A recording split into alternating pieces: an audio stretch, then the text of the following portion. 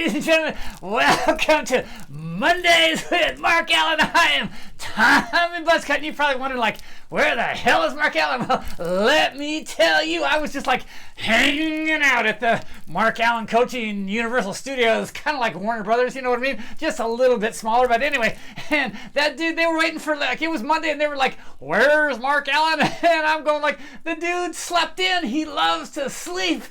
Do you need an extra host? And they're like, well, do you have any stories? I'm like, I am Tommy Buzzcut. I have got a million stories. So let me tell you one about that dude, Mark Allen. So here's something that I bet none of you ever heard before. So let me show you this.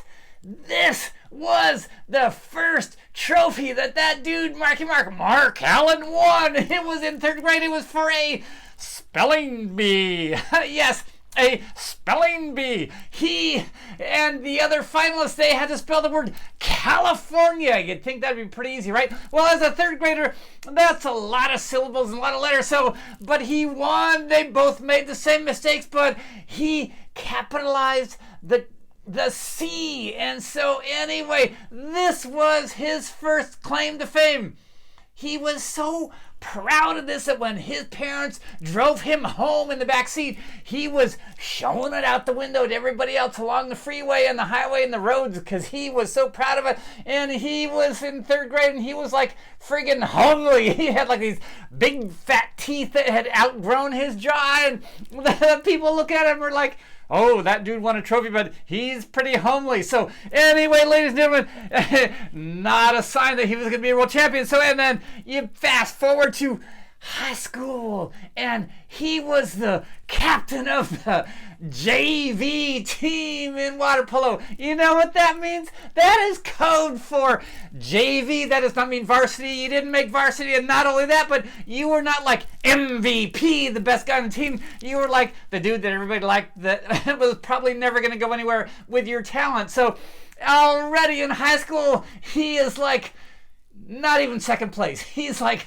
way back there somewhere. But anyway, ladies and gentlemen, you know that Mark, he saw the Iron Man on TV, and in 1982, he decided he was gonna go there and see if he could finish that race and cross that finish line. And this was the kind of cycling shoe that he wore at the time. It had laces.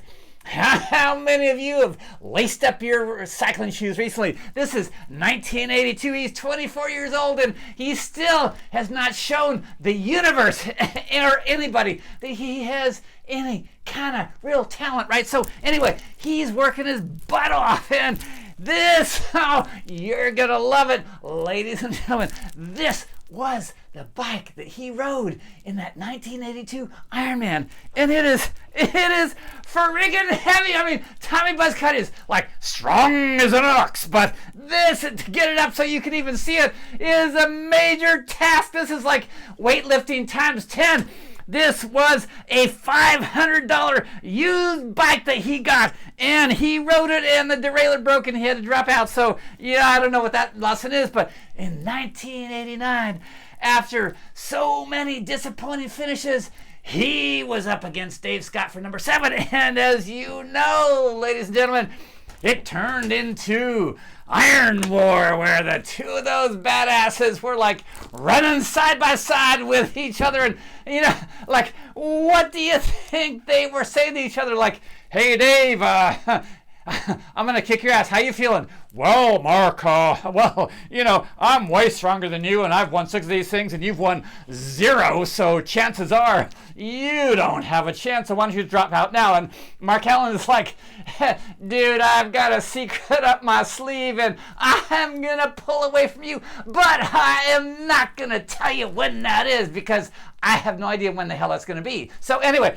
he won that race. He went on to win 6 more, and in 1997, 2 years, count them, 2 years after he had done his last Ironman, Competitor Magazine gave him this award. And, you know, Competitor Magazine, they have to know something about competition, right? They named him Competitor of the Decade, 1987 to 1997. how did they decide that was the decade? I have no idea. But anyway, they had, those other guys, they had 2 years to catch up with him with accolades, and they still could not do it. But anyway, so ladies and gentlemen, you're probably going like, Tommy, you have lost it. Why are you talking about this history, and what does this really have to do with me? And well, the story is that one day Mark and I were sitting down, and I asked him, I go, how did you do all that stuff? And he goes, I grew up as a skinny little scrawny kid that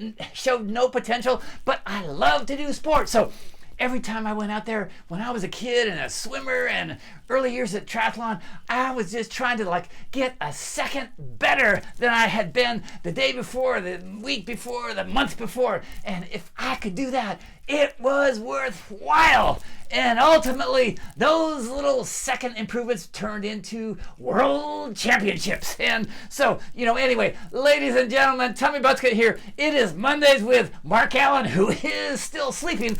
And I am putting the challenge out to you. What is it that you're getting up for today that's going to enable you to get 1 second faster than you were yesterday? Because that is what is cool and fun about sports. Mark Allen Coaching, Mark Allen, Mondays with Mark Allen. But ladies and gentlemen, Tommy Buzzcut, over and out.